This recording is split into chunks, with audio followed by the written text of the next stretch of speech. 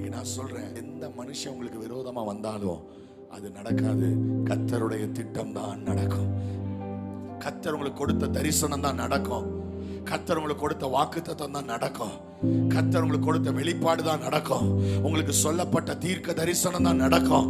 இதுவரையிலும் ஒண்ணுமே நடக்கலையா பாஸ்டர்? நான் சொல்றேன், எழுதி வச்சுக்கோங்க. கர்த்தர் நிச்சயமா இதை செய்ய அவர் வல்லமை உள்ளவராய். தேவன் நினைச்சது, மனுஷன் நினைச்சது நடக்காது. உறவுக்காரன் நினைச்சது நடக்காது. சொந்தக்காரன் நினைச்சது நடக்காது. எந்த விதமா உங்களை கொல்லணும், அழிக்கணும், நீ இல்லாம போகணும், எத்தனை பேர் உனக்கு விரோதமா சூழ்ச்சி செஞ்சாலும், மந்திரவாதம் செஞ்சாலும், நான் சொல்றேன், கர்த்தர் எதை முன்குறித்தாரோ, எதற்காக கர்த்தர் உங்களை தெரிந்தெடுத்து வேறு பிரித்து இந்த சபையில உங்களை ஒரு அங்கத்தினராக கர்த்தர் வைத்தாரோ, தேவ திட்டம் தான் நிறைவேறும்.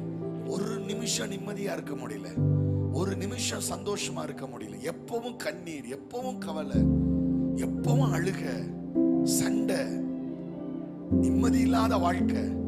யோசேப்பு அப்படிதான் நினைச்சான். ஏன் எனக்கு அடுக்கடுக்கான பிரச்சனை? ஏன் எனக்கு 1 by 1 வந்துகிட்டே இருக்கு? ஒரு விடிவு காலமே கிடையாதா? விடிவு காலமே கிடையாதா? இன்னைக்கு நீங்களும் நிறைய பேரை நம்பி ஏமாந்து போயிருக்கலாம்.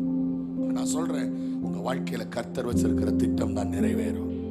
சில நேரம் தாமதமாகுது, சில நேரம் மனது கஷ்டமா இருக்குது. ஆண்டவரே, முடியலப்பா, என்னால நடக்க முடியல, என்னால நடக்க முடியல, என்னால ஓட முடியல, செத்து போயிடலாமான்னு தோணுது. ஆண்டவரே, செத்து போயிடலாமான்னு தோணுது. நான் சொல்றேன், வெயிட் பண்ணுங்க. சீக்கிரத்துல தேவன் உங்களை குறிச்சு வச்சிருக்கிற தரிசனம் நிறைவேற போகுது.